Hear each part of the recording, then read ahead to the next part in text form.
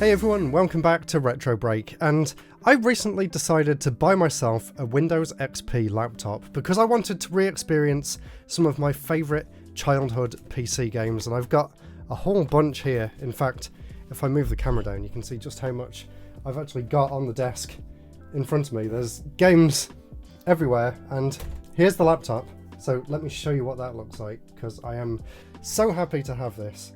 And I picked up this particular one. This is a Sony Vaio from 2001, by the way, and I picked this up for a very specific reason. This was one of the only laptops that I could find that had a few very specific features that I was after. So it has a 4:3 screen for one thing, which is fantastic for older games, so that was one of my requirements. It's compact as well, so I don't need to worry about storing it anywhere. Well, compact for 2001 standards. It's extremely thick compared to modern laptops, but I was impressed with all of the ports. Like, have a look on the back there. Look at that amazing selection of ports, and on the side as well. It's got even more there as well. Just really cool. And I kind of forgot how much laptops actually gave you back then. But the reason I wanted this in particular is the fact that it features both a DVD drive, if you can see there, and a floppy disk drive. And it is very rare to find a laptop that has both of them, because I had a bunch of floppy disks that I wanted to be able to play again, and a bunch of games that came on CD and DVD, so this was the perfect laptop for that. So I was very excited to finally get my hands on this, and a Vaio is something that I've always wanted ever since I was a kid. So I went into the loft and I found all of my old PC games, and there's literally hundreds here. There's a lot more over there as well, which I'm not going to be showing off in this video, but it has been an experience. Trying to get some of these games working again was an absolute nightmare. I thought having a laptop from the appropriate era would have made things a bit easier, because I could have just used a CD and a floppy drive on my modern PC, but I thought if I get the right hardware, I'll do this properly and I won't have any issues. Well, that was a mistake. I've run into so many problems. There's so many games that just won't work at all, or they work and the frame rates are all wrong, or the resolution's wrong, or I can't capture the games using VGA because it's an unsupported resolution.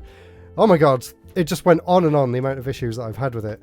But I did manage to get some of the games working, and overall it was a great experience to be able to revisit some of my favourites. I was also incredibly sad to find out that a lot of the floppy disks that I wanted to try and get working had either corrupted over time, or they just won't boot up at all, or unfortunately, as is the case with some of these ones here that I've got writing on, they've actually been overwritten with things that I don't care about. So there was some really interesting games on here, and I want your help in the comments to see whether you can actually pinpoint what these games were. So there's this one that literally just says Mario Mario, and it was a Mario DOS game. I think it was a fan game, and there was a few people online that also talked about Mario fan games made in DOS, but it wasn't any of those. But from what I remember about this one, it began with a black screen and it said Dr. Someone, like someone's name in big ASCII characters. And then you start the game and there's a level in Bowser's Castle, which is kind of like Bowser's Castle at the end of World 8, where you have to take a specific route to get to the end. And I also remember a bit where you go through a door and you end up on the ceiling of the castle, on the outside of the level, like in the black background, and you could walk around there as well. And I remember as a kid I was drawing maps and everything, so it did used to be on there at some point, but it's not there anymore, and I have no idea what that game was. So please let me know down in the comments below if you know what that particular Mario DOS game is, because I really want to try and re-experience it. I almost feel like I'm just making it up in my mind, but I promise it was real. There were some that worked, and I was very happy. So Enigma Pinball was one. This was a great pinball game that I grew up with as a kid. There was two of these. There was Cybergirl and there was Enigma, and they both were really fun pinball games, and I think they still hold up surprisingly well today. The physics are really good, and I love the atmosphere of the tables as well. It feels really sci-fi and futuristic, and kind of scary in a way. I don't really know why I was scared of this as a kid, but it gave me that same kind of feeling today. But really cool to re-experience that one. So overall, I was kind of sad about the floppy disk support. I really do wish I could have got some more of these to work, but they were just like clacking away in there, and it asked me if I wanted to format. But I better not do that, because then I do lose the chance of ever being able to get anything off these. So if you know any way of getting data off floppy disks that say they need to be formatted, please let me know. Although I feel like they're kind of just dead at this point, so maybe they're a lost cause, but let me know either way. Anyway, let's move on to some of the CD games, and let's start with some of the earlier ones, so from my Windows 95 days when I first got my original computer. So let's start off with this, because this is really fun. So this is a Packard Bell CD collection, and when my mum and dad first got their original Windows 95 computer back in 1995, it came with all of these really cool demo discs that I loved playing with as a kid. This was a bunch of different games and different demos, and there was 3 that I really enjoyed on here. They were Sammy's Science House, Trudy's Time and Place House, and Thinking Things 2, and they were just mesmerizing for me as a kid. They were basically like playgrounds where you have like creative areas to build things and see different things that the game allows you to make. So there was a sandpit area, there was an area where you move a bug around collecting sweets, but my favorite one, I think it was the Thinking Things one. These were just like really weird abstract concepts, and there was a bunch of different demos in there, and I always remember thinking it was just so cool, and this was definitely my favorite thing to re-experience out of all of the different games that I've got here. Seeing that random ball move around and in and out of all of the different environment and the scenery with the music that I remembered as a kid, that just brought back so many incredible nostalgic memories, and I absolutely loved finding out that one again. That was so cool. Let me know down in the comments below whether you've ever experienced this before, because I absolutely loved it. I loved it as a kid, and I still love it today. I don't really understand the point of it, and I don't think it was teaching anyone anything, but it's really cool to look at, you have to admit that.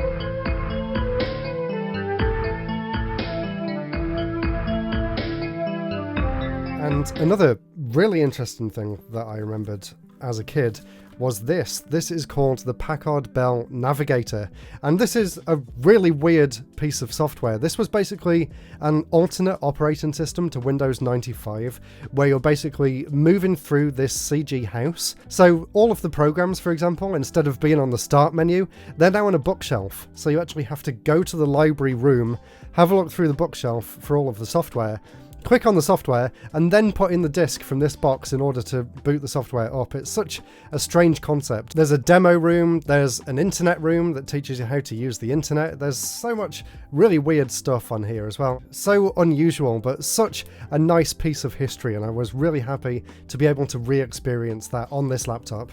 So there's 2 amazing introductions to some of my childhood that I was so happy to revisit. There's so much more in here, and I did do a full live stream if you want to check out my experience with some of the other things. There was this Magic's Music Maker, which I enjoyed playing around on as a kid, so I got to experience that again. There's a whole bunch of stuff in here that I didn't try out. There's an encyclopedia, there's Choral Word Perfect. This was something fun that I didn't check out again just yet. There was a Batman and Robin cartoon maker, which I remember really enjoying as a kid.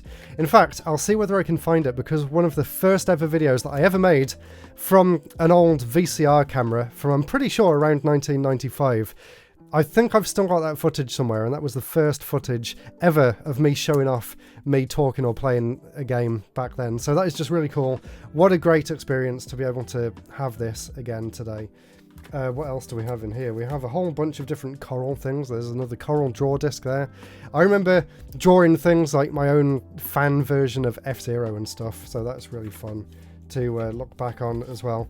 And there's some language learning things in here. There's some student library things. All sorts of interesting stuff that came on that disc, and it was great to re-experience all that as well. And as a kid, I had so much fun just going through all of the things that were on this Packard Bell collection, and it was a great introduction to computers for me, and one of the reasons why I enjoy using computers so much today, I'm sure. Unfortunately, it wasn't all good news though. There was 2 games that I really wanted to play from the Windows 95 era. I really wanted to experience Screamer 2 properly, because I've always had trouble trying to get this game to run.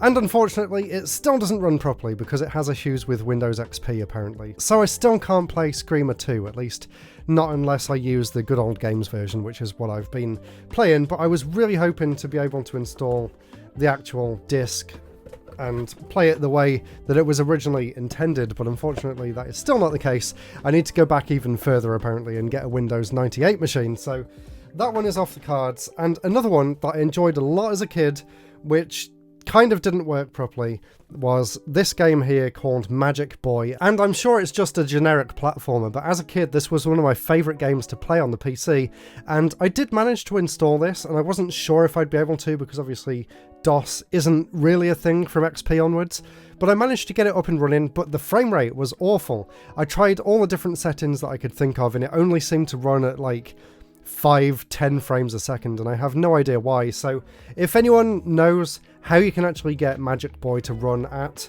a normal frame rate on Windows XP, please let me know, because I really want to experience this game that I really enjoyed as a kid.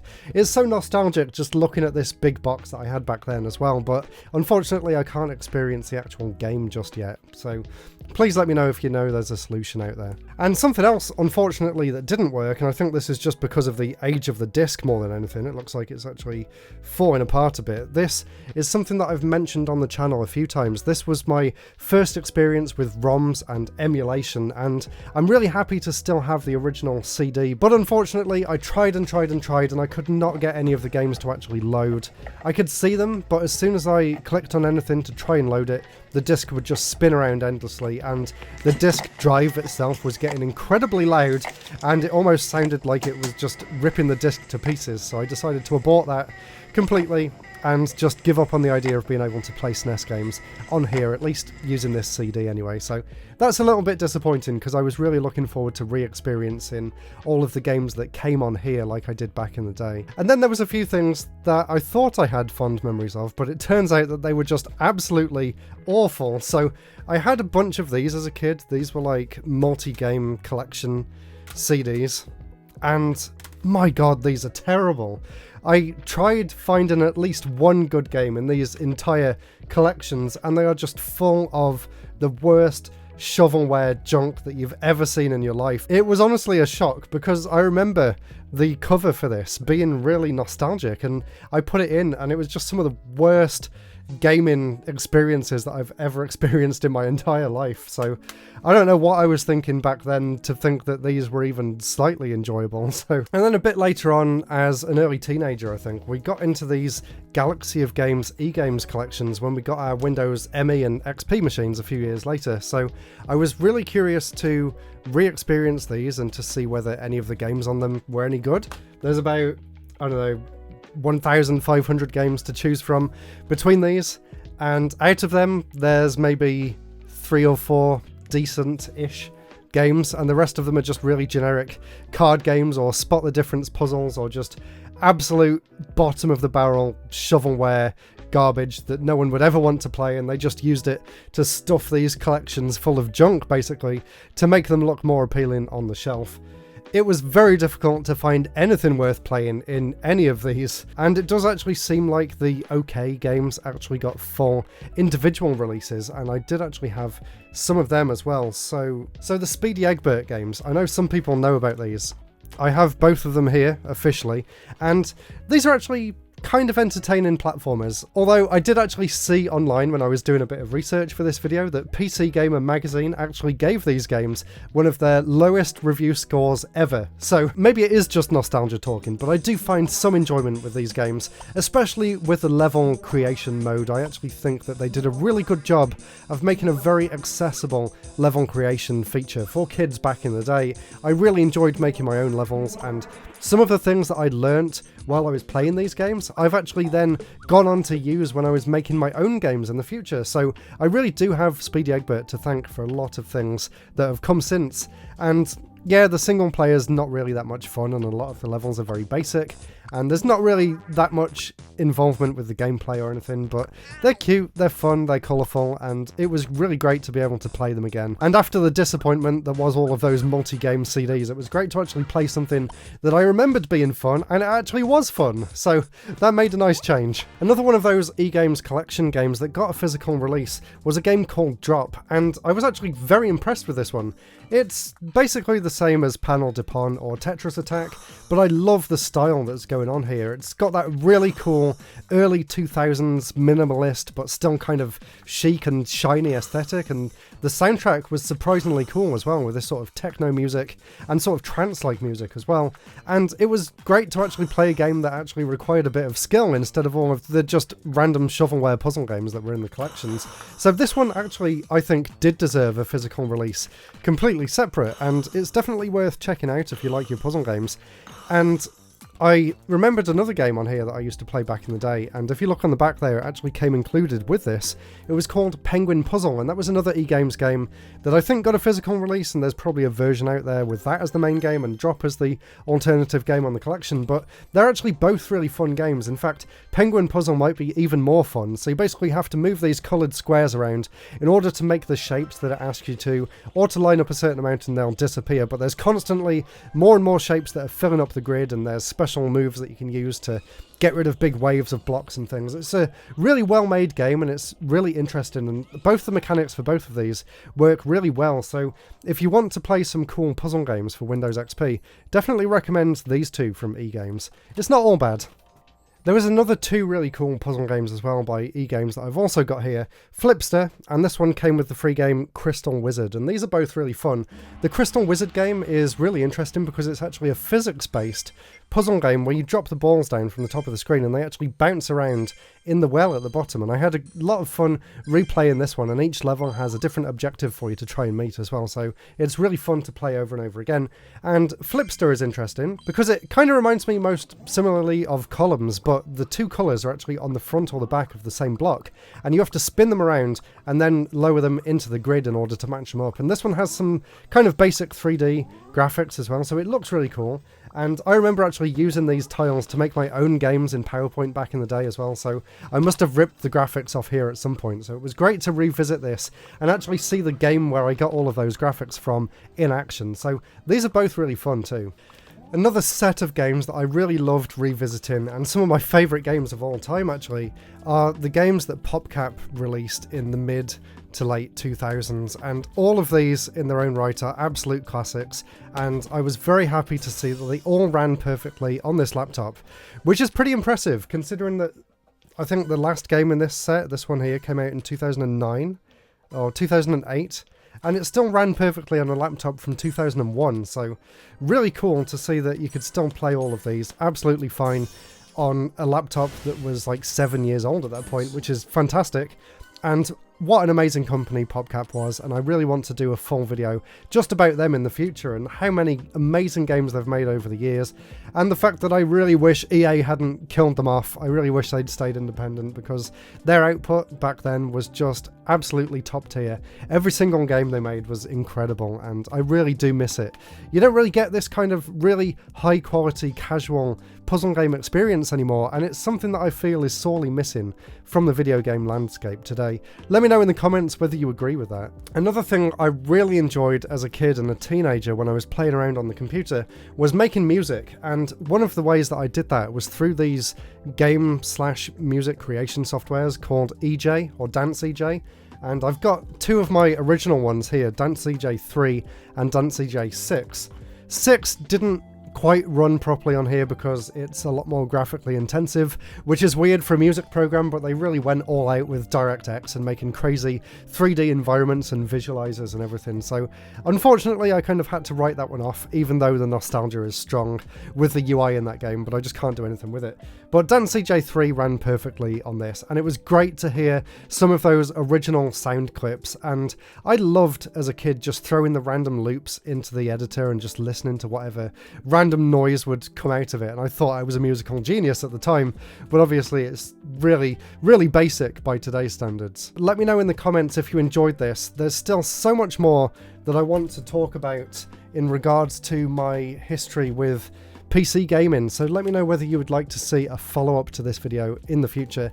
And there's still a bunch of CDs as well that I haven't even tried on here yet that I'm really excited to give a go in the future. So thank you all so much for watching. Let me know whether you'd like to see a part 2 to this, and if you want more sort of nostalgic videos from me, then click the playlist up there and watch one of those ones next. Thank you all so much for watching, and I'll see you all again very soon. Goodbye.